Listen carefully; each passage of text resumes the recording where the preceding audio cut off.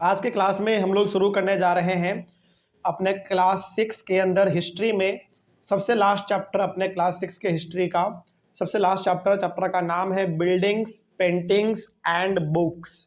ये हमारे क्लास 6 के हिस्ट्री का चैप्टर नंबर 12 है, जो कि पूरे हिस्ट्री का सबसे लास्ट चैप्टर होने वाला है। इस चैप्टर को जब हम लोग कंप्लीट कर लेंगे तो हमारे क्लास 6 का हिस्ट्री पूरी तरीके से कंप्लीट हो चुका होगा। तो चलिए शुरुआत करते हैं हम लोग अपने हिस्ट्री के सबसे लास्ट चैप्टर को, चैप्टर नंबर 12। चैप्टर का नाम है बिल्डिंग्स, पेंटिंग्स एंड बुक्स। यानी कि हम लोग अपने इस चैप्टर के अंदर कुछ बिल्डिंग्स के बारे में भी बात करेंगे, कुछ पेंटिंग्स के बारे में भी बात करेंगे और कुछ प्रकार के बुक्स के बारे में भी बात करेंगे। तो आइए शुरुआत करते हैं अपने इस खूबसूरत से चैप्टर का, अपने लास्ट चैप्टर का। सबसे फर्स्ट हमारा टॉपिक है द आयरन पिलर। देखते हैं इस टॉपिक में क्या लिखा हुआ है। आयरन पिलर के बारे में लिखा हुआ है the iron pillar at Mehrauli. Mehrauli Delhi. Mehrauli एक जगह है दिल्ली में, वहां पे एक बहुत ही बड़ा आयरन पिलर है। यानी कि एक पिलर है, वो किससे बना हुआ है? आयरन का बना हुआ है, लोहा का बना हुआ है। ठीक है, दिल्ली में कहां पे? मेहरौली में। ओके, आयरन का पिलर है। It is 7.2 metre high. कितना ऊंचा है वो पिलर? 7.2 मीटर ऊंचा है वो पिलर हमारा। It has weighs over 3 tons. सोचो, उस पिलर का जो वेट है वो लगभग 3 टन के बराबर है, और 1 टन में होता है 1000 केजी, और 3 टन का मतलब कितना हो गया फिर? 3000 केजी। ठीक ना, यानी कि 3000 केजी जितना भारी है हमारा वो pillar. It was made about 1500 years अगो। वो जो पिलर है वो लगभग आज से 1500 साल पहले बनाया गया था दिल्ली के मेहरौली में। There is an inscription on the pillar mentioning a ruler named Chandra. उस पिलर के ऊपर, यानी कि जो आयरन का पिलर है, उस पिलर के ऊपर कुछ बातें लिखे हुए हैं। यानी कि कुछ बात उस पर लिखा हुआ है। इंस्क्रिप्शन, इंस्क्रिप्शन मतलब उसमें कुछ लिखा हुआ है, एक राजा के बारे में लिखा हुआ है। उस राजा का नाम क्या उसमें लिखा हुआ है? चंद्रा। यानी कि उस आयरन पिलर, जो कि आयरन पिलर दिल्ली के मेहरौली में है, उस आयरन पिलर के ऊपर कुछ लिखा हुआ है, एक राजा के बारे में लिखा हुआ है। उस राजा का नाम क्या है? चंद्रा।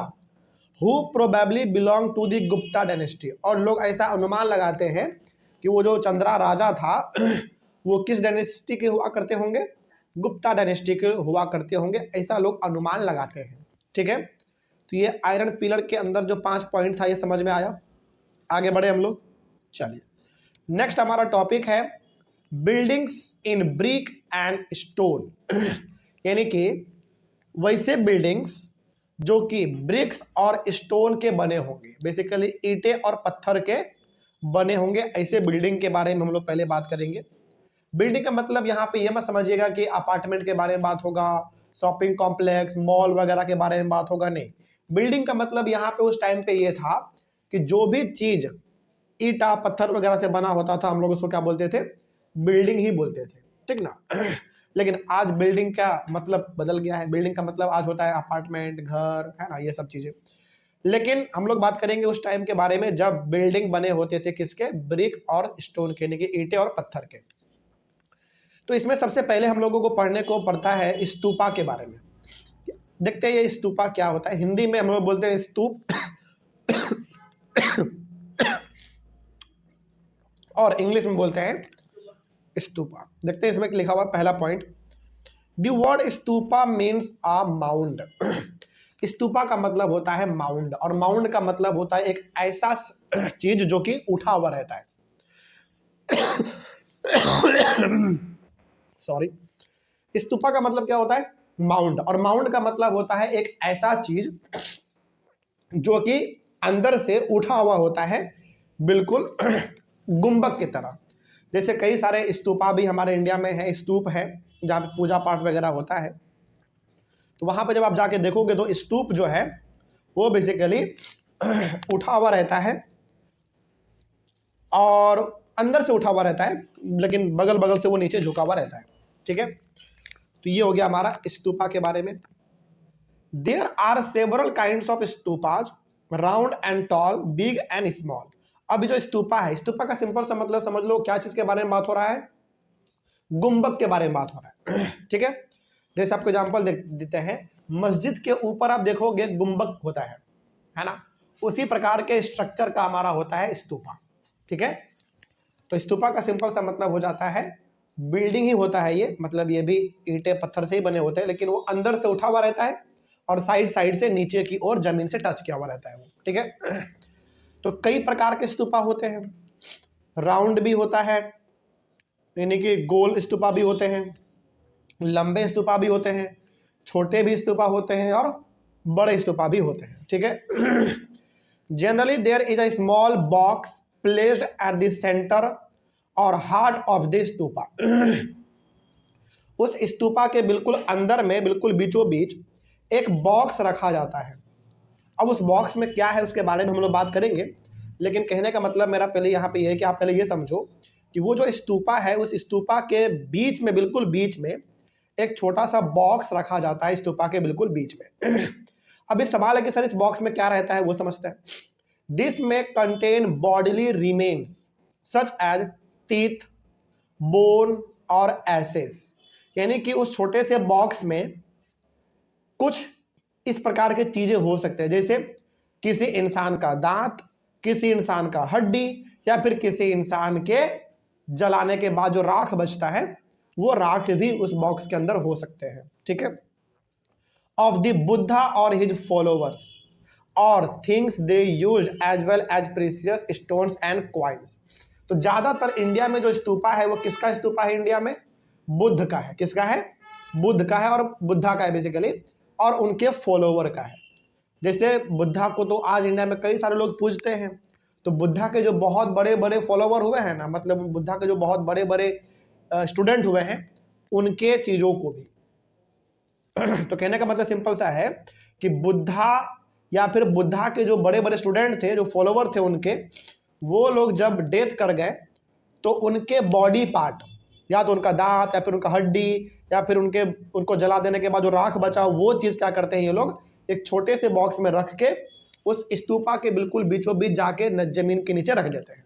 ठीक है, इसीलिए आप देखोगे जहां पे भी स्तूपा होता है ज्यादातर वहां पे किसका पूजा होता है, बौद्ध जी का पूजा होता है, या फिर बुद्ध जी का पूजा नहीं होगा तो फिर बुद्धा के फॉलोवर का पूजा होगा। फॉलोवर मतलब जो बुद्धा को बहुत ज्यादा मानते थे, उनके बहुत बड़े एक तरीके से कह सकते हो स्टूडेंट, फैन कह सकते हो आप। ठीक है, आगे या फिर बुद्धा के फॉलोवर जो चीज इस्तेमाल करते थे उनका भी पूजा होता है। जैसे कई बार प्रीशियस स्टोन यानी कि कीमती पत्थर या फिर कई बार सिक्के भी उस बॉक्स में रखे जाते हैं।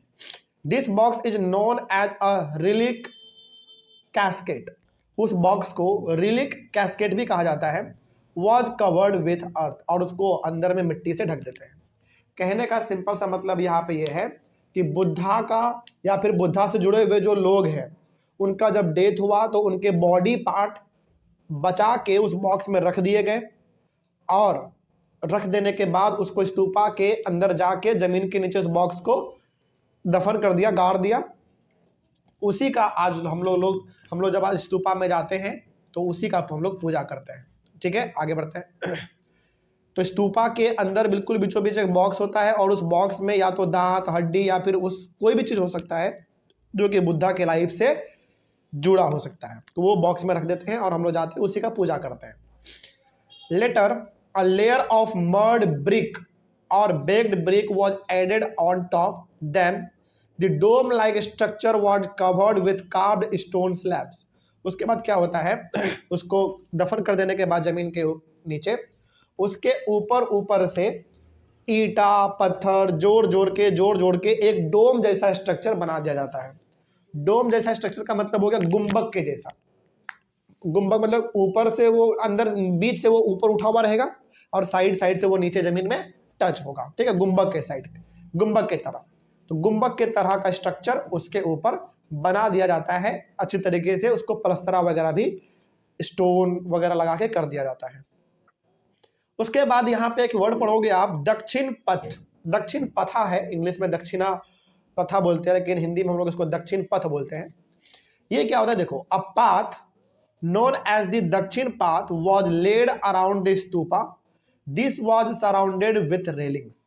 बेसिकली जब आप स्तूपा में जाओगे घूमने के लिए या फिर पूजा वगैरह करने के लिए जाओगे स्तूपा में, तो वहां पे लोग ना स्तूपा के चक्कर लगाते हैं, गोल गोल उनके चारों तरफ घूमते हैं, पूजा पाठ करते हैं। तो वो जो गोल गोल घूम रहे हैं ना जिस रास्ते पे, उसी रास्ते को कहा जाता है प्रदक्षिणा पथ। सॉरी माय मिस्टेक, दक्षिण पथ नहीं, प्रदक्षिणा पथ, ठीक ना, मेरा मिस्टेक है ये। प्रदक्षिणा पथ उनको कहा जाता है। और वो जिस रास्ते पे घूमेंगे उसके चारों तरफ रेलिंग लगा होता है। रेलिंग मतलब लोहा का वो इस तरीके से बैरिकेड लगा रहता है। कहने का सिंपल सा मतलब है कि बीच में स्तूपा है, उसके चारों तरफ लोग घूमते हैं, पूजा पाठ करते हैं, और जिस रास्ते पे वो घूम रहे हैं उस रास्ते के बगल बगल से रेलिंग भी लगा रहता है कि आपको इस रेलिंग के अंदर ही घूमना है, पूजा पाठ वगैरह करना है। उसी रास्ते को हम लोग कहते हैं प्रदक्षिणा पथ। ठीक है, आगे बढ़ते हैं। Devotees walked around this stupa, जो लोग पूजा करने के लिए जाते हैं वो लोग उस स्तूपा के चारों तरफ घूमते हैं। In a clockwise direction, clockwise direction का मतलब हो गया जिस दिशा में हमारा घड़ी चलता है उसी दिशा में ये लोग वहां पे जाके घूमते हैं as a mark of devotion. और घूमने का मतलब है कि वो लोग पूजा कर रहे हैं। बौद्ध धर्म में स्तूपा के चारों तरफ घूमने का मतलब क्या होता है कि आप क्या कर रहे हैं, वहां पे घूम नहीं रहे हैं, बल्कि आप घूमने के साथ साथ वहां पे आपका पूजा भी हो रहा है। तो बौद्ध धर्म में पूजा करने का ये तरीका है। आगे, both railings and gateways were often decorated with sculpture. जिस रास्ते से आप उस प्रदक्षिणा पथ में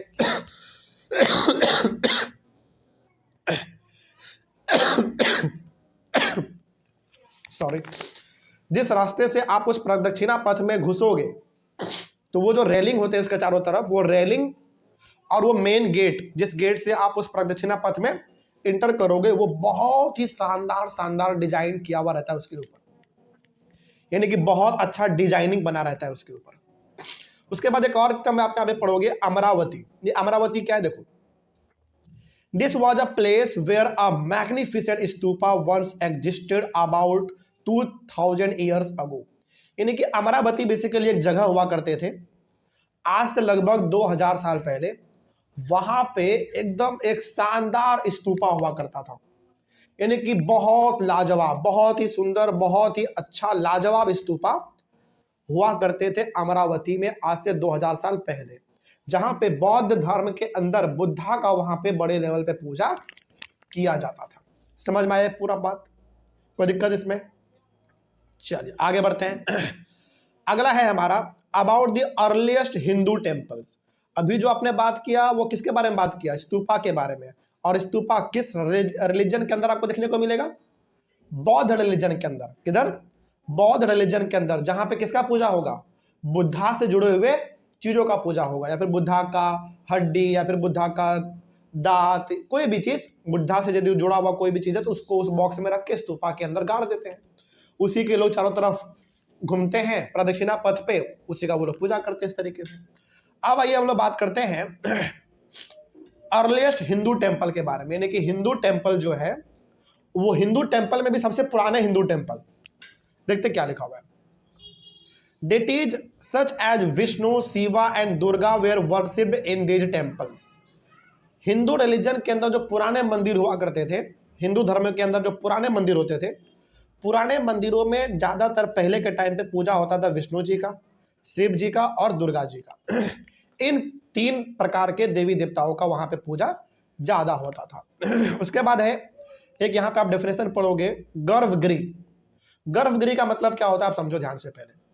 the most important part of the temple was the room known as the garbhagriha. किसी भी मंदिर का जो सबसे इंपॉर्टेंट पार्ट होता है, किसी भी मंदिर का जो सबसे अच्छा वाला पार्ट, अच्छा नहीं कह सकते, कहने का मतलब सबसे इंपॉर्टेंट पार्ट, पूरा तो मंदिर ही अच्छा होता है, लेकिन सबसे इंपॉर्टेंट पार्ट यदि हम लोग बात करें तो मंदिर का जो सबसे इंपॉर्टेंट पार्ट होता है, सबसे मेन पार्ट जो होता है वो होता है गर्भगृह। ठीक है, here the image of the deity was placed. कहने का मतलब हो गया कि एक मंदिर का सबसे इंपॉर्टेंट जगह वो होता है जहां पे कि देवी या फिर देवता का मूर्ति रखा रहता है। ठीक है, here priest perform religious rituals. पुजारी लोग क्या करते हैं, वहां पे जाके पूजा पाठ करते हैं, अपना जो परंपरा है, जो पूजा पाठ करना होता है वो लोग वहां पे करते हैं। And devotees offered worship to the deity. और जो लोग आते हैं पूजा करने के लिए वो भी अपने देवी देवता का वहां पे पूजा करते हैं। तो बेसिकली कहने का मतलब हो गया कि हर मंदिर में जहां पे देवी देवता का मूर्ति होता है उस जगह को हम लोग कहते हैं गर्भगृह, और वहीं पे पुजारी लोग भी होते हैं, वहीं पे जाके हम लोग भी पूजा पाठ करते हैं, जल चढ़ाते हैं, आरती करते हैं, अगरबत्ती जलाते हैं, ये सब हम लोग गर्भगृह में ही करते हैं। ठीक है, आगे उसके बाद a tower known as the shikhara, Hindi में कहते हैं हम लोग इसको शिखर, क्या कहते हैं, shikhara, was build on the top of the garbhagriha at Bhitargaon, BHITARGAON, Bhitargaon, to mark sacred place. यानी कि मंदिर का जो सबसे टॉप वाला पार्ट होता है, मंदिर का जो सबसे ऊंचा वाला पार्ट होता है, वहां पे एक शिखर होता है। शिखर का मतलब एक झंडा वहां पे लगाया होता है, और वो झंडा क्या बताता है, झंडा ये बताता है कि झंडे के नीचे ही क्या है, गर्भगृह, यानी कि इस झंडे के नीचे ही हमारे देवी देवता का मूर्ति रखा हुआ है। समझ में आ रही है बात? तो वही बात यहां पे लिखा हुआ है कि a tower known as the shikhara was built on the top of the garbhagriha, जहां पे गर्भगृह होते हैं, मतलब जहां पे देवी देवता का मूर्ति होता है, उसके जस्ट ऊपर, मंदिर के ऊपर एक झंडा लगा देते हैं, उसी को हम लोग कहते हैं शिखर।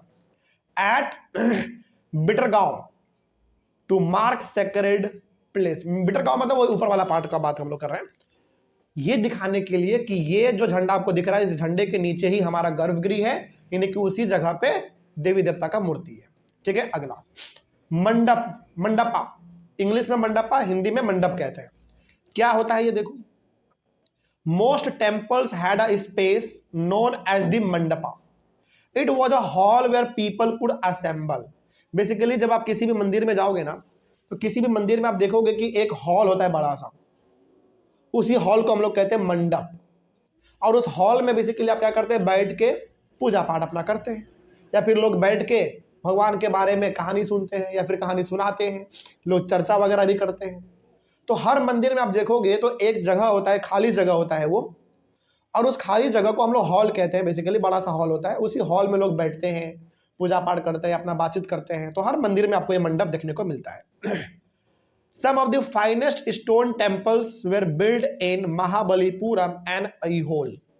इंडिया में कुछ, यदि आपको बहुत ही अच्छे मंदिर देखने हैं जो कि बहुत ही सुंदर सुंदर पत्थर से बने हुए हैं, तो इस प्रकार के मंदिर आपको महाबलीपुरम और अइहोल में देखने को मिल जाएगा। तो महाबलीपुरम और अइहोल जो है, इस जगह पे मंदिर बहुत अच्छे अच्छे हैं, और यहाँ पे ऐसे मंदिर है जहाँ पे आपको बहुत ही सुंदर सुंदर छोटे छोटे पत्थर के वहाँ पे इस्तेमाल भी मंदिर में दिख जाएंगे। यानी कि यहाँ के मंदिर में पत्थरों का इस्तेमाल काफ़ी ज़्यादा हुआ है, और मंदिर देखने में भी बड़ा शानदार दिखता है। समझ में आ रही है बात? चल, इस तरीके से ये हो गया हमारा कंप्लीट टॉपिक। नेक्स्ट टॉपिक है how were stupas and temples built. अब हम लोग ये देखेंगे कि स्तूपा या फिर मंदिर किस तरीके से उस समय पे बनाए जाते थे। तो इसको हम लोग करते हैं अपने अगले क्लास में। तब तक thank you very much. Next topic हम लोग शुरुआत करेंगे अपने इस क्लास में, how were stupas and temples built. पिछले क्लास में हम लोगों ने डिस्कस करा कि स्तूपा क्या होता है, उसके बाद फिर हम लोगों ने बात किया कि टेम्पल्स उस समय के बारे में। तो टेम्पल्स किस किस प्रकार से हमारे उस समय पे हुआ करते थे, गर्भगृह क्या होता था, है ना, मंडप क्या होता था, ये सब हम लोग समझ चुके थे पिछले क्लास में। आज हम लोग समझेंगे कि आखिर ये जो स्तूपा आप देख रहे हैं या फिर जो हमारा टेम्पल है, ये किस तरीके से बनाए गए, इनका शुरुआत किस तरीके से हुआ, बनाने के लिए पैसे कहाँ से आए, इन सब चीज़ों के बारे में डिस्कस करेंगे। तो आइए शुरुआत करते हैं हम लोग अपने टॉपिक का। पहला पॉइंट लिखा हुआ अपने इस टॉपिक में कि there were several stages in building a stupa और अ टेम्पल। यानी कि किसी भी प्रकार के स्तूपा को बनाना हो या फिर किसी भी प्रकार के टेम्पल को बनाना हो, उसको बनाने के लिए कई सारे स्टेप से गुजरना पड़ा है हम लोगों को। यानी कि किसी भी प्रकार का टेम्पल या फिर कोई भी स्तूपा हो, वो एक ही बार में नहीं बनता है, उसको कई सारे प्रोसेस से गुजरने पड़ते हैं, कई प्रकार के चीज़ें करने पड़ते हैं, तब जाकर एक टेम्पल या फिर स्तूपा बनता है। तो क्या क्या होता है, आइए हम लोग उनको एक एक करके डिस्कस करते हैं। पहला, first, good quality stone had to be found, quarried and transported to the place. सबसे पहला काम आप क्या करोगे, या तो आपको टेम्पल बनाना हो या फिर स्तूपा बनाना हो, तो सबसे पहला काम हम लोग करते हैं कि स्टोन का सबसे अच्छा क्वालिटी खोजो कहाँ पे है, यानी कि पत्थर वगैरह सबसे अच्छा क्वालिटी वाला किधर पाया जा रहा है, उसको खोजो।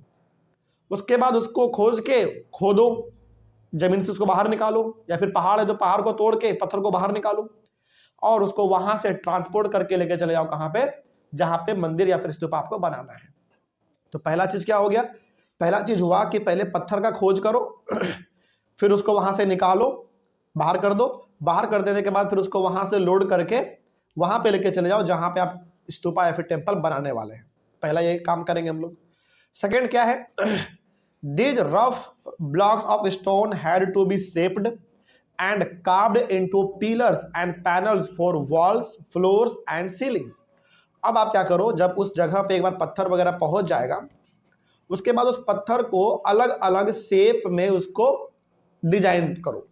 यानी कि पत्थर जब एक बार वहां पे पहुंच जाएगा जहां पे स्तूपा या फिर टेम्पल बनाना है, तो वहां पे जाके फिर क्या करो, उस पत्थर को अच्छे अच्छे प्रकार के डिजाइनों में उसको काटो, उसको बनाओ, डिजाइन उसका तैयार करो। वही लिखा हुआ है, stone had to be shaped and carved into pillars. यदि उस पत्थर का इस्तेमाल करना है पिलर बनाने के लिए तो पिलर के रूप में उसको तैयार करो, या फिर उसको दीवालों में लगाना है उस पत्थर को, तो दीवालों में लगाने के लायक उस पत्थर को बनाओ पहले घिस के या फिर किसी भी तरीके से, या फिर फ्लोर में या फिर सीलिंग यानी कि ऊपर, यदि छत के ऊपर लगाना हो तो इस प्रकार के चीज़ों को, मतलब कहने का सिंपल सा कि मतलब पत्थर को जहां पे लगाना है उस पत्थर को उस प्रकार के डिजाइन का बनाओ, पहले तैयार करो उसके शेप का, फिर उसको वहां पे फिक्स कर दो। ये सेकेंड चीज हो गया हमारा। थर्ड क्या है, third then these had to be placed in the right position. अब तीसरा चीज क्या है, उस पत्थर को सही पोजीशन में वहां पे लगा दो, यानी कि जहां पे पत्थर को लगाना था वहां पे उसको प्लेस कर दो, लगा दो सही तरीके से। इस तरीके से हमारा किसी भी प्रकार का टेम्पल या फिर किसी भी प्रकार का स्तूपा तैयार होता था। आगे, kings and queens spend money from their treasury to pay the craft persons who worked to build this splendid structure. अब जो व्यक्ति इस प्रकार के मंदिर को या फिर स्तूपा को बनाने में काम करते थे, सवाल है कि उनको सैलरी कौन देता था। उनको सैलरी देते थे राजा या फिर रानी। कहां से देते थे, अपने खजाने से निकाल के देते थे।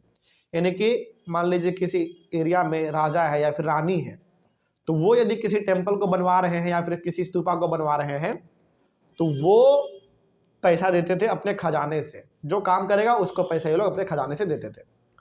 ठीक है, आगे, when devotees came to visit the temple or the stupa, they brought gifts which were used to decorate the buildings. अब यदि कोई आदमी उस स्तूपा में या फिर उस मंदिर में पूजा पाठ करने के लिए आता था, तो वो खाली हाथ नहीं आते थे, वो अपने साथ कुछ गिफ्ट वगैरह भी लेकर आते थे। गिफ्ट के तौर पे हो सकता है कि वो फूल लाया हो, या फिर हो सकता है कि वो कुछ पैसा भी लाया हो, मंदिर में डाल देगा, उसके दान पेटी में डाल देगा। मतलब किसी भी प्रकार के चीज वो लोग लेके जाते थे और उसको मंदिर को सजाने में, मंदिर को डेकोरेट करने में उसका इस्तेमाल करते थे। जैसे आज आप मंदिर जाते हैं तो आप खाली हाथ नहीं जाते हैं, आप फूल लेकर जाते हैं या फिर पॉकेट में कुछ रुपए लेकर जाते हैं ताकि हम दान पेटी में वहां पे गिरा सके, ताकि उसी पैसे से मंदिर का निर्माण होगा आगे चल के। तो वहां उस समय भी लोग यही चीज करते थे कि जब वो लोग मंदिर वगैरह जाते थे तो मंदिर में वो लोग कुछ ना कुछ गिफ्ट लेके जाते थे, या फिर पैसा या फिर फूल या फिर पर्दा, मतलब कपड़ा वगैरह, ताकि उसका मंदिर में किसी चीज में इस्तेमाल हो जाए, मंदिर को सजाने वगैरह में। An association of ivory, IVORY, ivory workers paid for the beautiful gateways at Sanchi. Sanchi basically हमारा जगह का नाम है, वहां पे भी मंदिर वगैरह है, सांची में भी मंदिर वगैरह है। तो उस मंदिर को बनाने में जो डिजाइनिंग लगे हैं, उस मंदिर को बनाने में जो डिजाइन तैयार किया गया, उस मंदिर को बनाने में जो डिजाइन तैयार किया गया है, वो डिजाइन बहुत ही ज्यादा पेयरफुल, मतलब ब्यूटीफुल है, बहुत ही ब्यूटीफुल है, बहुत ही ब्यूटीफुल। समझ रही है बात, ये चीजें। Merchants, farmers, garland makers, perfumers, smith and hundreds of men and women were also paid for the decoration. यानी कि इस प्रकार के मंदिर को सजाने में, ब्यूटीफुल बनाने में एक दो लोग काम नहीं करते थे, कई सारे लोग काम करते थे। जैसे merchant, farmer, garland maker. Garland maker का मतलब होता है जो फूल पत्ती वगैरह बनाते हैं ना, उसका माला, उसी को हम लोग कहते हैं। परफ्यूमर्स, जो परफ्यूम वगैरह बनाते हैं। स्मिथ, सोनार या फिर लोहार वगैरह। And hundreds of men and worker, sorry men and women who were also paid for the decoration. इन प्रकार के लोगों को भी पैसे दिए जाते थे मंदिरों में काम करने के लिए, मंदिरों को सजाने वगैरह के लिए।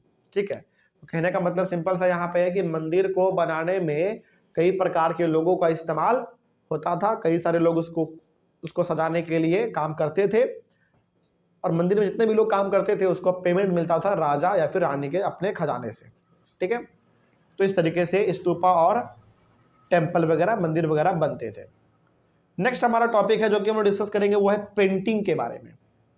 पेंटिंग के बारे में देखते हैं पेंटिंग में क्या लगा। पेंटिंग का जब भी बात होगा तो बात होगा अजंता के बारे में, और अजंता बेसिकली एक जगह का नाम है, और अजंता में गुफा बहुत सारे हैं और बहुत बड़े बड़े भी गुफाएं हैं।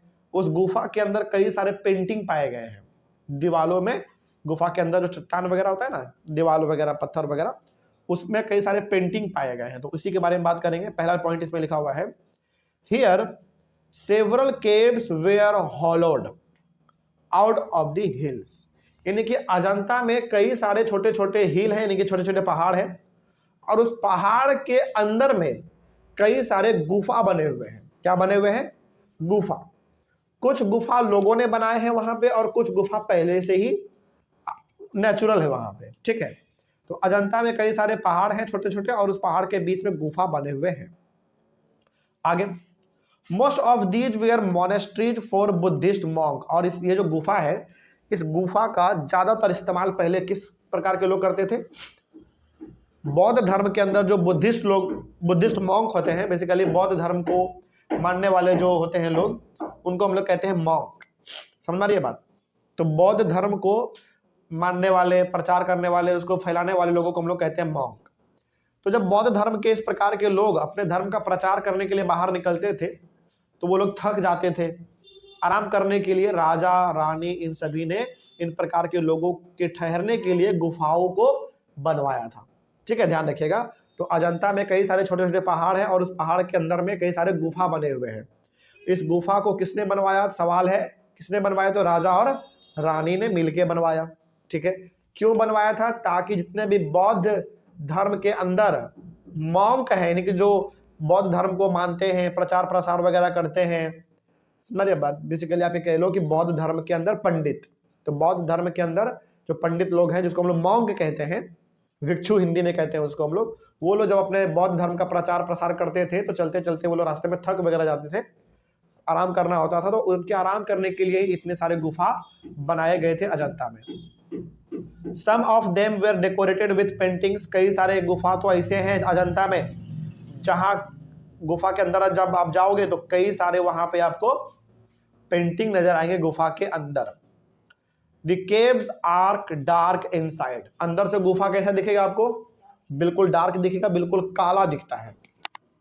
Most of these paintings were done in the light of torches. यानी कि जितने भी प्रकार के उस गुफा के अंदर आपको पेंटिंग वगैरह दिखता है, वो टॉर्च के सहारे बनाया गया है। मतलब ये हो गया कि वो लोग पहले के टाइम पे मसाल वगैरह जला लेते थे अपने हाथ में नहीं, बल्कि मसाल वगैरह जला के अपने हाथ से पकड़ के गुफा के अंदर जाते थे, और फिर वो लोग वहां पे रहते थे, पेंटिंग वगैरह बनाते थे।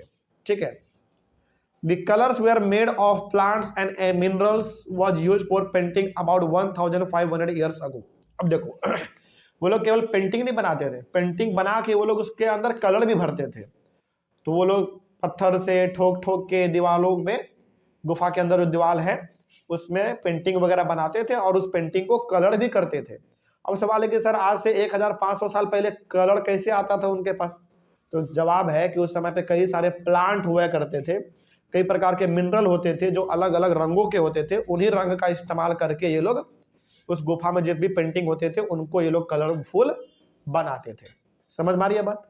तो ये चीजें हैं। तो एक लाइन में ये कहा जाए तो अजंता में कई सारे गुफा हैं, उस गुफा को राजा रानी लोगों ने बनवाया था।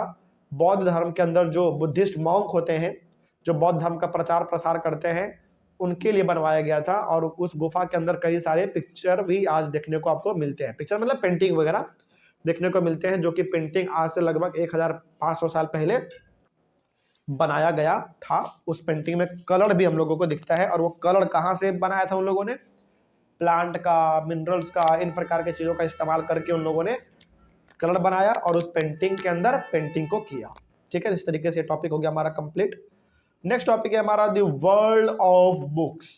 तो जो हमारा जो टॉपिक है द वर्ल्ड ऑफ बुक्स, इसको हम लोग अपने अगले क्लास में करेंगे। तो thank you very much. Next topic शुरुआत करेंगे हम लोग द वर्ल्ड ऑफ बुक्स के बारे में।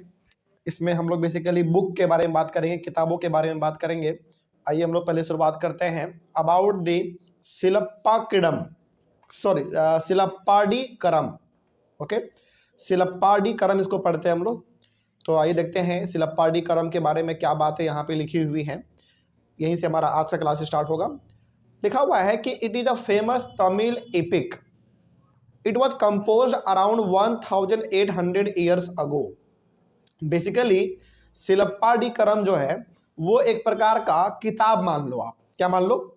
एक प्रकार का किताब है जो कि तमिल भाषा में लिखा हुआ है, ठीक है।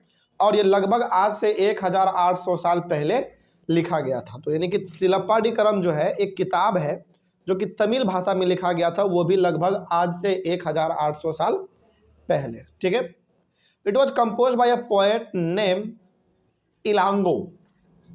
इस किताब को जो लिखा गया है वो लिखा गया है एक कवि के द्वारा, पोएट है, उनका नाम है इलांगो, ठीक है। इलांगो एक व्यक्ति का नाम है जो कि पोएट थे, कवि थे, कविता लिखते थे, इन्होंने ही इस चीज़ को लिखा है। It is the story of a merchant name कोभालन।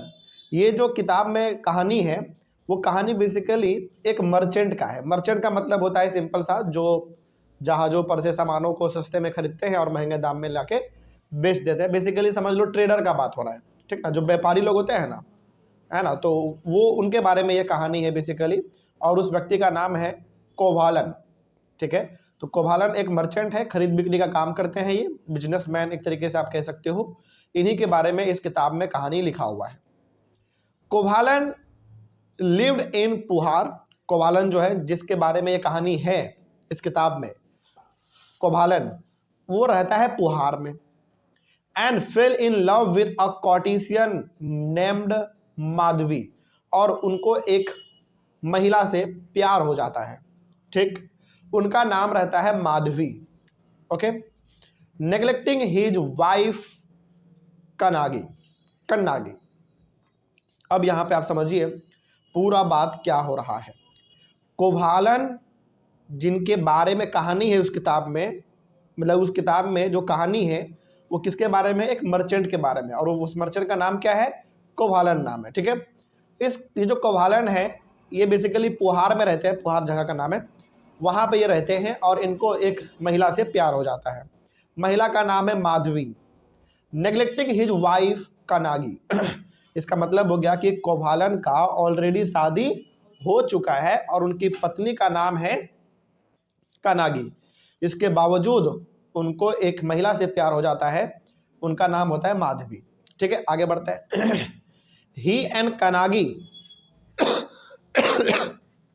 He and Kannagi left Puhar and went to Madurai, where he was wrongly accused of theft by the court jeweler of the Pandya king। तो अब होता यह है कि ये कोभालन और उनकी जो वाइफ थी, उनकी रियल वाइफ जो थी कन्नागी, ये दोनों पुहार को छोड़ देते हैं। यानी कि पुहार में अब ये लोग नहीं रहते हैं। ये दोनों, ये और इनकी पत्नी जो थी कन्नागी, ये दोनों पुहार से निकल के चले जाते हैं मदुरई में रहने के लिए। मदुरई कहाँ पड़ता है? तमिलनाडु में, ध्यान रखना, बहुत ही फेमस जगह है मदुरई जो है। वहाँ पे एक से एक टेम्पल आपको नजर आएंगे, इसलिए मदुरई को आज कहा जाता है city of temple. Madurai basically हमारे तमिलनाडु में पड़ता है, वहाँ पे बहुत सारे फेमस टेम्पल है, ठीक है। तो ये लोग पुहार से निकल के चले जाते हैं मदुरई, जहाँ पे इनको गलत तरीके से फंसा दिया जाता है कि इन्होंने राजा के यहाँ पे चोरी किया है ज्वेलरी का, जो कि गलत तरीके से इनको फंसाया जाता है। तो कहानी समझ आ रहा है बात? तो कोभालन को एक महिला से प्यार हो जाता है माधवी, जबकि कोभालन का ऑलरेडी शादी हो चुका होता है कन्नागी के साथ। तो बाद में कोभालन और कन्नागी दोनों पुहार को छोड़ के रहने चले जाते हैं मदुरई में। और मदुरई में जब ये लोग रहने के लिए जाते हैं तो वहाँ पे इनको फंसाया जाता है। कहा जाता है कि पांड्य किंग जो हैं उनके यहाँ पे इन्होंने चोरी किया था। ऐसा सही नहीं था। The king sentenced Kovalan to death. और कोभालन को राजा जो है फांसी का सजा सुना देता है। समझ में आया बात? आगे बढ़े हम लोग। चलिए, उसके बाद कनागी हु स्टिल लव्ड हिम, कनागी जो उनकी पत्नी थी वो अभी भी कोवालन से प्यार करती थी। उनको फांसी पे लटका दिया गया, इसके बावजूद भी उनकी जो वाइफ थी वो उनको प्यार करती थी। होता है ना याद में प्यार करना, तो वो अभी भी चल रहा था। She was full of grief and anger at this injustice. तो बताइए उनके हस्बैंड को यानी कि कोवालन को जो डेथ फांसी का सजा मिला वो सही था या गलत था? बिल्कुल गलत था ना, बिल्कुल गलत था। उन्होंने चोरी नहीं किया था, उनको क्या किया गया था? फंसा दिया गया था गलत तरीके से। ठीक है। She destroyed the entire city of Madurai.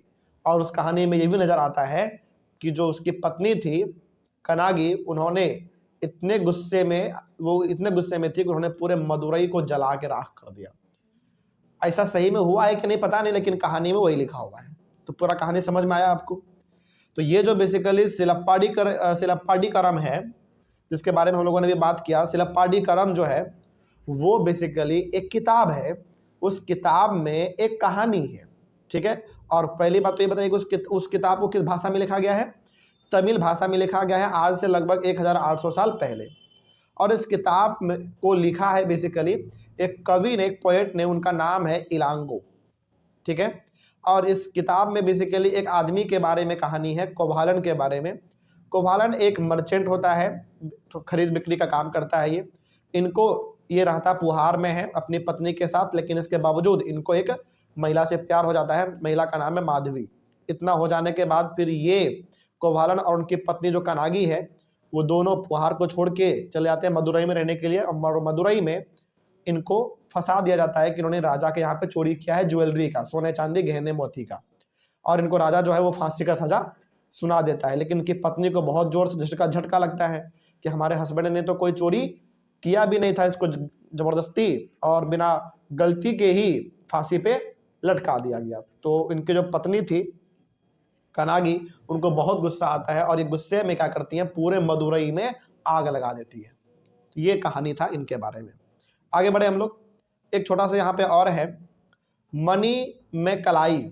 Money में कलाई क्या है? ये देखो, ये भी एक तमिल एपी की ही है। बेसिकली कह सकते हो कि ये भी एक तमिल किताब ही है जो कि तमिल भाषा में लिखा गया है। It was compose around 1400 years ago. और इस किताब को लगभग आज से 1400 साल पहले लिखा गया था। ठीक है ना। It was compose by Sattanar. Sattanar basically आदमी का नाम है, उनके द्वारा इस चीज को लिखा गया था। It describe the story of the daughter of Kovalan and Madhavi. अब यहाँ पे देखो क्या कहानी हमारे सामने आता है। पहले तो आप ये बताइए कि कोवालन को प्यार किससे हुआ था? माधवी से हो गया था। कोवालन को तो फांसी पे लटका दिया गया। लेकिन अगला जो हमारा किताब है मनी में कलाई, इसमें बात किया गया है डॉटर ऑफ कोवालन, कोवालन की बेटी के बारे में। और it describes the story of the daughter of Kovalan and Madhavi. और माधवी जिस महिला से कोवालन को क्या हो गया था? प्यार हो गया था। तो उस महिला के बारे में और कोवालन के बेटी के बारे में कहानी है इस किताब में। समझ में आ रही है बात? तो ये दो फेमस किताब है, फेमस कहानी है, जो कि तमिलनाडु में बहुत ज़्यादा फेमस है, बहुत ज़्यादा बच्चों को सुनाया जाता है और बहुत लोग इसको पसंद भी करते हैं क्योंकि कहानी अच्छा है। समझ में आया बात? चलिए, इस तरीके से ये हो गया हमारा कंप्लीट। नेक्स्ट है हमारा recording and preserving old stories. तो आइए देखते हैं इसमें क्या लिखा हुआ है। Recording and preserving old stories में हम लोग सबसे पहले बात करेंगे पुराण के बारे में। किसके बारे में बात करेंगे? पुराण। हिंदी में कहते हैं पुराण, इंग्लिश में हम लोग कहते हैं पुराणाज। क्या कहते हैं? पुराणाज। तो बेसिकली पुराण के बारे में बात करते हैं। पुराण मतलब वैसे किताब जो कि बहुत ही धार्मिक किताब होते हैं, जिनके बारे में आप पढ़ोगे, जब उस किताब को आप पढ़ोगे तो कई प्रकार के धर्म के बारे में आपको पता चलेगा, अच्छे अच्छे ज्ञान आपको मिलेंगे। तो उनके बारे में हम लोग बात करेंगे। पहले लिखा हुआ है लिटरली पुराना मीन्स ओल्ड। पुराण का मतलब ही क्या होता है? ओल्ड, पुराना चीज। तो जितने भी आप पुराने किताब पढ़ोगे, खास करके धार्मिक किताब जिसमें धर्म के बारे में, ज्ञान के बारे में लिखा हुआ है, वो सब किताब आज नहीं लिखा गया है, वो सब किताब बहुत पहले लिखे गए हैं, वो बहुत पुराने हो गए, इसीलिए उस किताब को हम लोग कह देते हैं पुराण। क्या कह देते हैं? पुराण। समझ में आ रही है बात? तो पुराण का मतलब ही होता है ऐसा चीज, ऐसा किताब या फिर ऐसा ग्रंथ जो कि पुराना हो चुका है, बहुत पहले का है। और ऑब्वियस ये बात है, बहुत पहले का होगा तो अच्छा ही होगा, क्योंकि उस समय पे हमारे यहाँ पे नॉलेज जो थे वो अच्छे अच्छे चीज़ों को लेकर बहुत ज़्यादा था। ऑब्वियस ये बात है, नॉलेज हमारे पास आज भी अच्छी चीज़ों को लेकर, वो कहीं ना कहीं थोड़ा कम हो गया है। लेकिन समझ मारिए बात, आगे बढ़ते हैं। तो पुराना का मतलब होता है ओल्ड, यानी कि पुराने चीज़ों को हम लोग कहते हैं पुराना।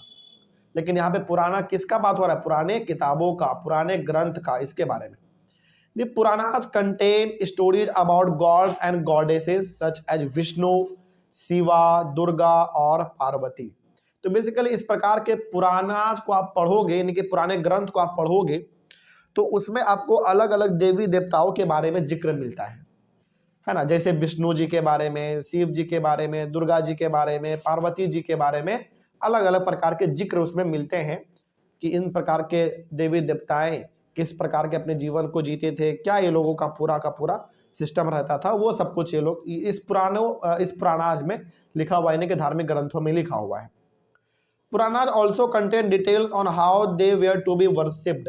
जब आप पुराणाज को पढ़ोगे, यानी कि पुराने ग्रंथ को, धार्मिक किताबों को जब आप पढ़ोगे, तो उसमें ये भी लिखा रहता है कि पहले के टाइम पे लोग अपने देवी देवताओं का पूजा पाठ किस तरीके से करते थे, ठीक है ना।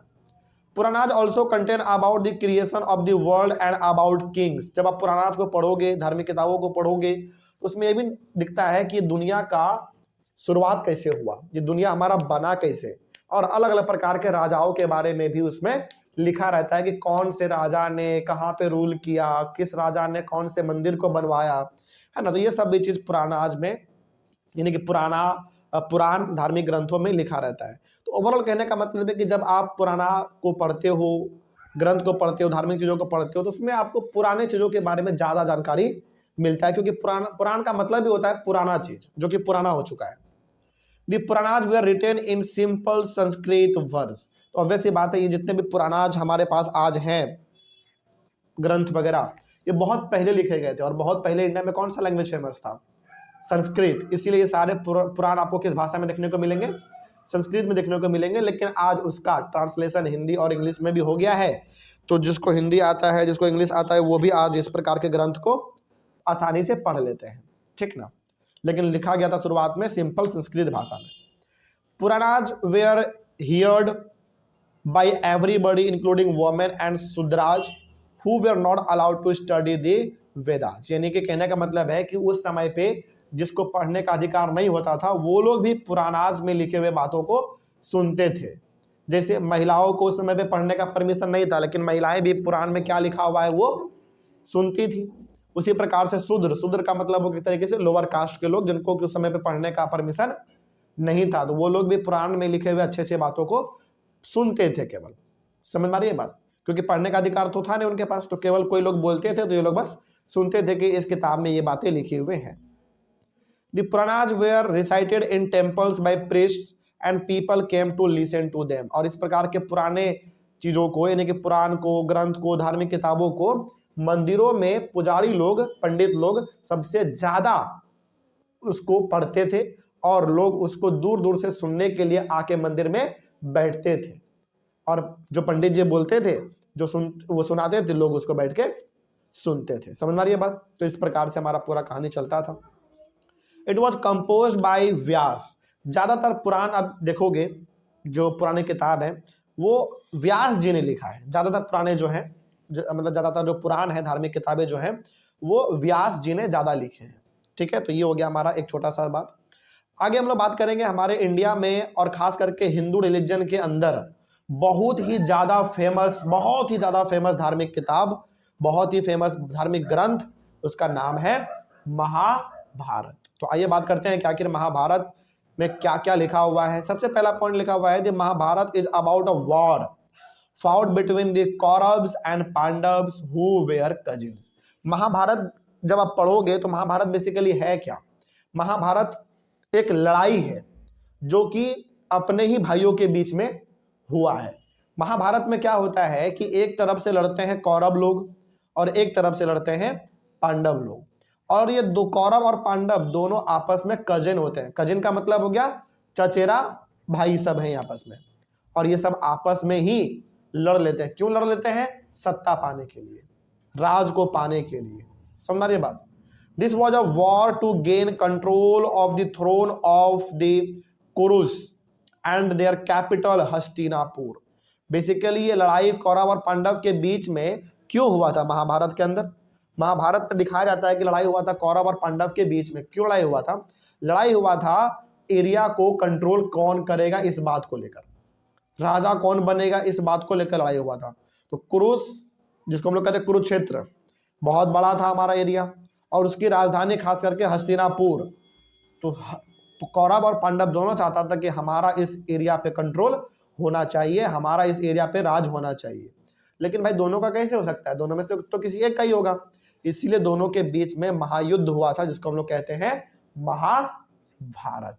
ठीक है, यही महाभारत में हम लोगों को देखने को मिलता है। और महाभारत में एक बहुत ही इंपॉर्टेंट आदमी कौन थे? श्री कृष्ण। और श्री कृष्ण जी महाभारत में बताते हैं क्या सही होता है और क्या गलत होता है। ठीक है, बेसिकली महाभारत में अर्जुन का साथ देते हैं कृष्ण जी, और उनको सही रास्ता वो दिखाते हैं और पांडव जीत जाते हैं। It was written down about 1500 years ago. लगभग ये जो किताब है हमारा महाभारत, ये लगभग आज से 1500 साल पहले लिखा गया था महाभारत के बारे में कि क्या क्या हुआ था। इट वॉज कंपोज्ड बाय व्यास। इसको भी किसने लिखा है? व्यास जी ने ही लिखा है, क्योंकि उस समय पे वो बहुत ही फेमस एक तरीके से राइटर थे, बहुत अच्छी अच्छी चीज़ों को वो लिखते थे उस समय पे। The Bhagavad Gita was also included in the Mahabharata. Bhagavad Gita भी हमारे इंडिया में खास करके हिंदू रिलीजन के अंदर बहुत ही ज़्यादा फेमस किताब है। भगवत गीता बहुत ही फेमस ग्रंथ है, और भगवत गीता को भी डाल दिया गया है किसके अंदर? महाभारत के अंदर। तो इसका मतलब होगा कि जब आप महाभारत वाले किताब को पढ़ोगे तो महाभारत में क्या हुआ ये तो आपको जानने को मिलेगा ही मिलेगा, साथ ही साथ भगवत गीता में क्या क्या बातें लिखी हुई हैं, अच्छी अच्छी बातें। हालांकि बातें तो सारी अच्छी लिखी हुई है, लेकिन वो सब भी आपको महाभारत में पढ़ने को मिल जाता है। तो ये महाभारत में ये सारी बातें लिखी हुई है। नेक्स्ट हमारे इंडिया में और फेमस है एक किताब, बहुत ही ज़्यादा फेमस है, और खास करके हिंदू रिलीजन के अंदर, रामायण। इंग्लिश में रामायणा बोलते हैं, हिंदी में रामायण बोलते हैं। ठीक है, और इनके ऊपर तो कई सारे वो भी बन चुके हैं, क्या कहते हैं उसको, सीरियल बोलते हैं ना, वो भी बन चुके हैं। देखते हैं क्या लिखा हुआ है। The Ramayana is about Rama. Rama मतलब राम के बारे में बात हो रहा है यहाँ पे, राम जी के बारे में। रामायण में ज्यादातर आप क्या देखते हो, किसके बारे में बात हो रहा होता है? रामायण में राम जी के बारे में बात हो रहा होता है, ठीक ना। तो जैसे महाभारत में ज्यादातर बात किसके बारे में होता है? कर्ण के बारे में होता है, अर्जुन के बारे में होता है ना, युधिष्ठिर के बारे में होता है, दुर्योधन के बारे में बात होता है, फिर से कृष्ण जी के बारे में बात होता है। उसी तरीके से रामायण में सबसे ज्यादा बात किसके बारे में होता है? राम जी के बारे में बात होता है। हालांकि रामायण में राम जी का भी बात होता है, लक्ष्मण जी का भी बात होता है, सीता जी का भी बात होता है, यहाँ तक कि रामायण में रावण का भी बात होता है। लेकिन सबसे ज्यादा हम लोग किस चीज के लिए जानते हैं रामायण को? राम जी के लिए जानते हैं, ठीक ना। रामा यानी कि Ram a prince of Kosala. Basically जो राम थे वो कोशाला के राजकुमार थे, ठीक ना। Rama was sent into exile. उनको अपने ही राज्य से, कोशाला से बेसिकली क्या कर दिया गया था? बाहर निकाल दिया गया था। कितने साल के लिए? 14 साल के लिए। जब हम लोग सीरियल देखते हैं, रामायण को पढ़ते हैं, तो राम जी को कितने साल के लिए जंगल का वनवास करना पड़ा था? 14 साल के लिए। नहीं कि राम जी को, लक्ष्मण जी को और सीता जी को जंगलों में 14 साल तक रहने पड़े थे। सोचो, एक राजा होने के बावजूद भी ये अपने पूरे चीजों को छोड़ के जंगल में 14 साल बिता दिए। तो बहुत बड़ी बात थी उस समय पे ये। रामाज वाइफ सीता, राम जी की पत्नी का नाम क्या था? सीता नाम था। Was abducted by the king of Lanka named Ravana. यानी कि राम जी की पत्नी यानी कि सीता जी को किसने उठा लिया था?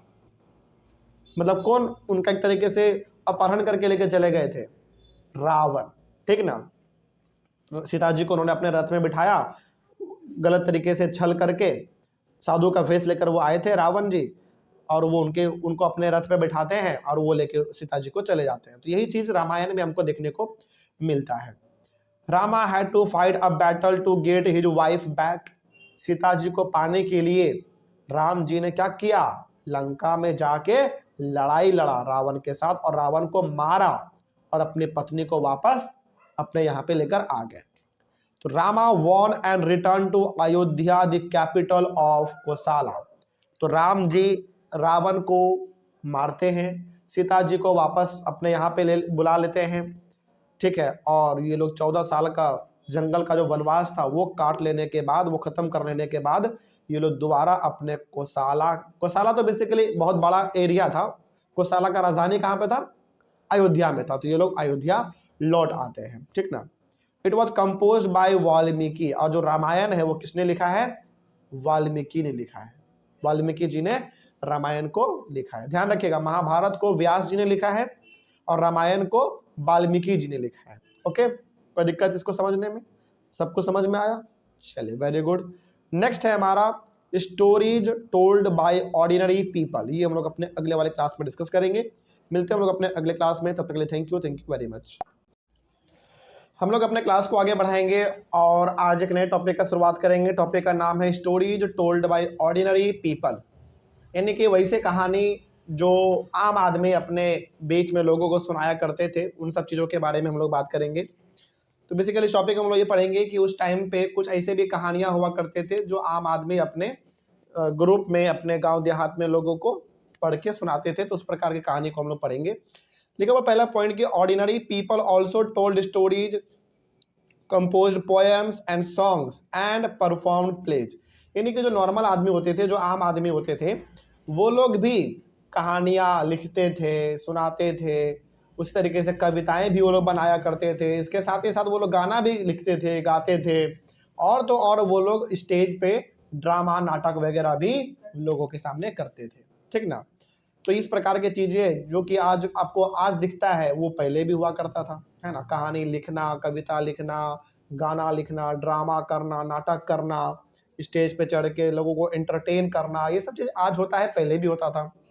उसके बाद the Jatakas and the Panchatantra were written down around this time. ये दो फेमस किताब है, एक है जटाकाज और दूसरा है पंचतंत्र। ये दो बेसिकली ऐसे किताब हैं जो उस टाइम पे लिखे गए थे। और इन दोनों किताब में कई प्रकार के अलग अलग कहानियां भरे हुए हैं। क्या है? कई प्रकार के अलग अलग कहानी इसमें भरे हुए हैं, ठीक है। आगे बढ़े हम लोग। चलिए, तो ये पंचतंत्र हो गया, जटाकाज हो गया, ये दो कहानी बेसिकली दो किताब है, इसमें बहुत ही फेमस कहानी वगैरह लिखा हुआ है, ठीक है। आगे उसी टाइम पे लिखा गया था। Stories from the Jatakas were shown on the railings of stupas and in paintings in Ajanta. जो जटाका जो किताब है हमारा, उसमें जो कुछ कुछ कहानी है, उस कहानी को मतलब उस कहानी का कुछ कुछ पार्ट जो हम लोगों को स्तूपा के जो रेलिंग्स होते हैं, मतलब जहाँ पे चारों तरफ से लोग घूमते हैं स्तूपा के चारों तरफ, उसके बगल बगल में जो रेलिंग बना हुआ होता है, वहाँ पे भी कुछ कुछ कहानी लिखे हुए मिलते हैं। और तो और जो अजंता केव था हमारा, जहाँ पे गुफा वगैरह बहुत सारा था, हम लोगों ने पढ़ा था ना, गुफा के अंदर पेंटिंग वगैरह बनाया हुआ होता था। तो वहाँ पे भी जटाकाज के कुछ कुछ कहानी वहाँ पे लिखे हुए हैं। तो बेसिकली हम यहाँ पे ये कहना चाहते हैं कि जो जटाकाज हमारा जो किताब का कहानी का जो किताब है, उस किताब के अंदर जो कहानी है, कुछ कुछ कहानी स्तूपाज के रेलिंग्स पे भी लिखे हुए मिल जाते हैं, और कुछ कुछ कहानी जो है वो अजंता के गुफाओं में भी देखने को मिल जाता है, क्योंकि बहुत फेमस था तो लोग उसको कहीं पे भी लिख देते थे। ये हो गया हमारा टॉपिक कंप्लीट। नेक्स्ट है राइटिंग बुक्स ऑन साइंस। अब आपको जानकर बड़ी हैरानी होगी कि उस टाइम पर हमारे इंडिया के अंदर कई सारे ऐसे लोग थे, वैज्ञानिक प्रकार के लोग थे, जो साइंस के ऊपर भी किताबों को लिखते थे। यानी कि साइंस के किताबें भी हमारे इंडिया में हुआ करते थे, केवल और केवल कहानी कविताओं के नहीं, बल्कि साइंस के ऊपर भी किताबों को लिखा जाता था। जैसे Brahmamihira, Brahmagupta and Bhaskaracharya were some mathematician and astronomers who made several discoveries। यानी कि ब्राह्मीहिरा, ब्रह्मगुप्ता एंड भास्कराचार्य, ये तीन ऐसे व्यक्ति थे हमारे इंडिया के उस टाइम पे जो बहुत ही महान मैथमेटिशियन हुआ करते थे, बहुत बड़े मतलब मैथ के ज्ञानी लोग हुआ करते थे ये लोग, और एस्ट्रोनॉमर भी हुआ करते थे। मतलब एस्ट्रोनॉमर का मतलब हो गया जो कि अलग अलग प्रकार, जैसे तारा के बारे में, चंद्रमा के बारे में, धरती के बारे में, अलग अलग प्लेनेट के बारे में जानते हैं। इन प्रकार के लोगों को हम लोग कहते हैं एस्ट्रोनॉमर, ठीक ना, जो उनके बारे में पढ़ाई करते हैं ना, तारा के बारे में, आसमान के बारे में, चंद्रमा के बारे में, इन प्रकार के लोगों को हम लोग कहते हैं एस्ट्रोनॉमर। तो हमारे इंडिया में इस प्रकार के लोग भी हुए हैं जो साइंस में भी बहुत कुछ जानते थे, और उन्हीं में से हमारे एक और व्यक्ति हैं, उनका नाम है आर्यभट्ट। तो आइए समझते हैं थोड़ा सा कि आर्यभट्ट के बारे में क्या लिखा हुआ है। Aryabhata was a mathematician and astronomer. Aryabhata जो थे वो एक बहुत ही महान मैथमेटिशियन, यानी कि मैथ का इनको बहुत नॉलेज था, पहला बात। दूसरा बात, ये बहुत बड़े एस्ट्रोनॉमर भी थे, यानी कि इनको साइंस भी अच्छा खासा आता था। He wrote a book in Sanskrit known as the Aryabhatiyam. Aryabhatiyam, तो इन्होंने एक किताब लिखा था संस्कृत भाषा में, संस्कृत भाषा में इन्होंने एक किताब लिखा था, उस किताब का नाम है Aryabhatiyam. Okay, he studied the movement of planets and explained that the day and night were caused by rotation of the earth on its axis। कहने का मतलब है कि इस व्यक्ति ने उस समय पर ही, यानी कि आज से हजारों साल पहले ही हम लोगों को बता दिया था कि प्लैनेट्स किस तरीके से घूमते हैं। जिससे हमारे पास है ना प्लैनेट, अर्थ है, मार्स है, जुपिटर है, नेपच्यून है, और भी कई सारे प्लैनेट हैं। ये सारे प्लैनेट घूमते किस तरीके से हैं, घूमने की वजह से दिन और रात कैसे होता है। इन्होंने साफ साफ बता दिया था कि धरती जो है वो अपने ही जगह पर गोल गोल गोल गोल घूमता रहता है, यानी कि रोटेशन करता रहता है, इसीलिए दिन और रात होता है। समझ आ रही है बात? मतलब इन्होंने उसी समय पर बता दिया था कि धरती अपने जगह पे अपने एक्सिस पर गोल गोल गोल गोल घूमता रहता है, रोटेट करता रहता है, जिसके वजह से दिन और रात होता है। और जब बाद में साइंटिस्ट लोग आए, साइंस में डेवलपमेंट हुआ, तरक्की हुआ, जब पता लगाया गया तो पता चला कि ये बात बिल्कुल ही सही है, यानी कि इस प्रकार की जानकारी इन्होंने हम लोगों को उसी समय पर दे दिया था। बहुत ही बड़े मैथमेटिशियन थे और बहुत बड़े साइंटिस्ट भी थे। He develop a scientific explanation for eclipses, यानी कि वो जो कहते हैं ना हम लोग सूर्य ग्रहण लगना, है ना, ये किस तरीके से होता है, ये इन्होंने उस समय पर ही हम लोगों को बता दिया था। किस तरीके से सूर्य ग्रहण वगैरह लगता है, कैसे दिन और रात होता है, कैसे धरती घूमता है अपने जगह पर, ये उन लोगों ने, मतलब उन्होंने उस समय पर ही हम लोगों को बता दिया था। आगे, he also found a way for calculating the circumference of a circle। जैसे हम लोग सर्कल पढ़ते हैं ना, सर्कल के जो बाउंड्री होते हैं, सर्कल का जो बाउंड्री होता है उसको हम लोग सर्कमफेरेंस बोलते हैं। तो वो सर्कल का सर्कमफेरेंस यानी कि बाउंड्री का लेंथ किस तरीके से निकाला जाता है, ये हम लोगों को उन्होंने ही उस समय पर बताया था। ठीक है, तो इस तरीके से हो गया हमारा ये चैप्टर, सॉरी टॉपिक कंप्लीट। एक चीज़ और यहाँ पे कुछ इंपॉर्टेंट डेट है जो कि हम लोगों ने चैप्टर के अंदर में ही पढ़ रखा है, लेकिन फिर से यहाँ पे लिखा हुआ है। जैसे बिगिनिंग ऑफ स्तूपा बिल्डिंग, स्तूप बनाना शुरुआत कब हो गया था, यानी कि स्तूपा जो है वो बनना स्टार्ट कब से हो गया था, लगभग आज से 2300 साल पहले। अमरावती ये कब हुआ करते थे, आज से लगभग 2000 साल पहले। उसके बाद कालिदास कब हुआ करते थे भाई, आज से लगभग 1600 साल पहले हुआ करते थे। Iron pillar temple at Bhitargaon, paintings at Ajanta, Aryabhatta, ये सब के सब कब हुआ करते थे, लगभग आज से 1500 साल पहले। उसके बाद दुर्गा टेम्पल कब, मतलब पहली बार दुर्गा टेम्पल कब देखा गया या फिर कब बनाया गया, लगभग आज से 1400 साल पहले। समझ में आ रही है बात? तो इस तरीके से ये हो गया हमारा टॉपिक कंप्लीट, टॉपिक के साथ हुआ चैप्टर कंप्लीट, और चैप्टर के साथ कहीं पे हो गया हमारे क्लास 6 का हिस्ट्री पूरी तरीके से कंप्लीट। तो आप लोगों को कोई दिक्कत है इसमें, कहीं पर कोई डाउट नहीं है? चलिए वेरी गुड। ऑनलाइन वाले बच्चे आप लोगों के लिए एक स्पेशल चीज़ ये है कि हमारा क्लास 6 का जो हिस्ट्री था वो पूरी तरीके से यहाँ पे कंप्लीट हो गया। अब आप लोगों के हिस्ट्री के अंदर किसी भी चैप्टर में, किसी भी चैप्टर के अंदर, किसी भी टॉपिक में कहीं पर भी कोई डाउट रहा होगा तो आप लोग एक बार उस वीडियो के अंदर कमेंट कर दीजिएगा।